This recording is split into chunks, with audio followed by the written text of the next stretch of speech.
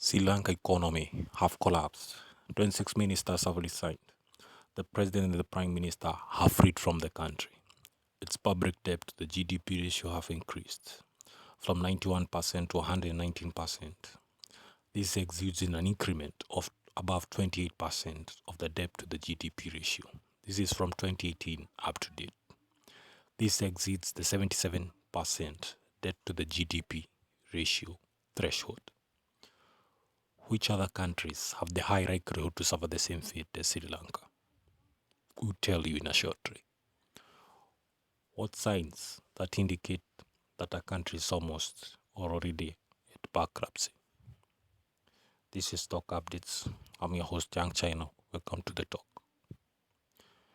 If your country experiences high inflation, shrinking foreign reserves, high level of unemployment, the country is spending more than the income, mounting debt, low economic growth, this indicates the country is almost or already at bankruptcy. Above 107 countries globally are reported to be at risk of debt. But these countries host 1.7 billion people. But the most affected countries are 69, according to the World Bank. These include 25 in Asia, 25 in Africa, and 19 in Latin America.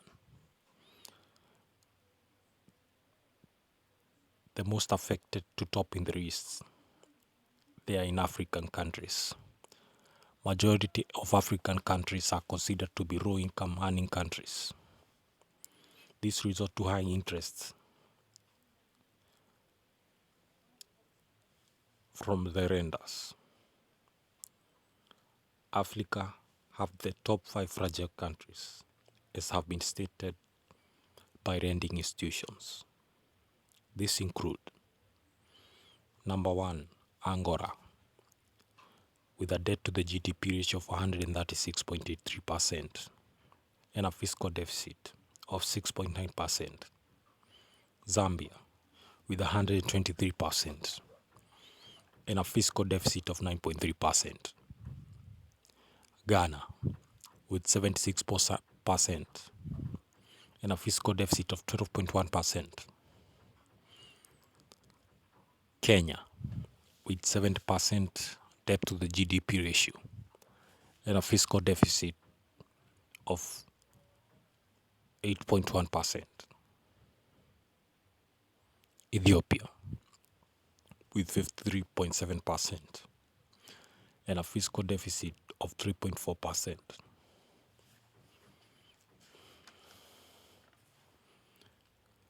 Kenya and Ghana are considered to be the most affected countries, according to the lending institutions. Reports have it that high concentration of commercial loans have affected Kenya, meaning their servicing cost now stand at 35% of foreign exchange reserves and 43% of tax revenue. Ghana,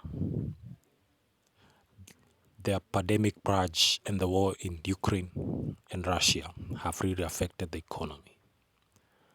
Their only hope is the intervention of IMF. What does high debt to the GDP ratio resort to?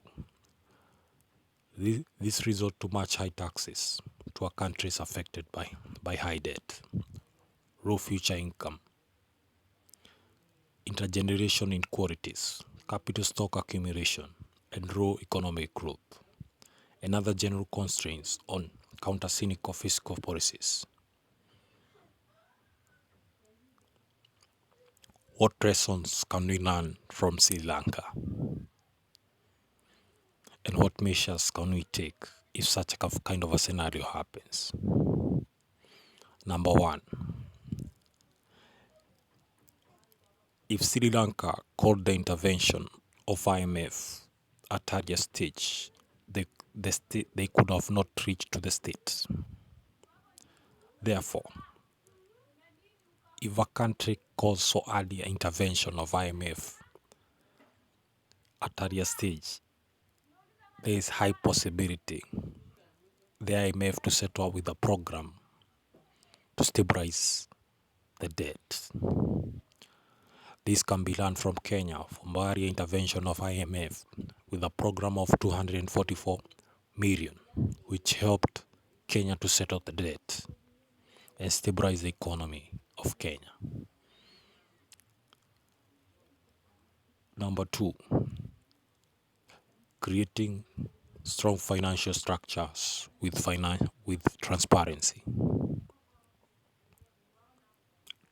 Most nations are affected because of lack of transparency in their financial institutions. If structures have transparency, the problem can be identified and the measures can be taken at earlier stage. Number 3, introduction of better ways to manage shock. Number 4, promoting alternatives other than borrowing. Which other ways can be adopted other than borrowing? There are many. Engage the conversation in the comment section. If you are new to the channel, remember to subscribe. Don't forget to subscribe. Click the like button. This encourages us to create more content. Thank you.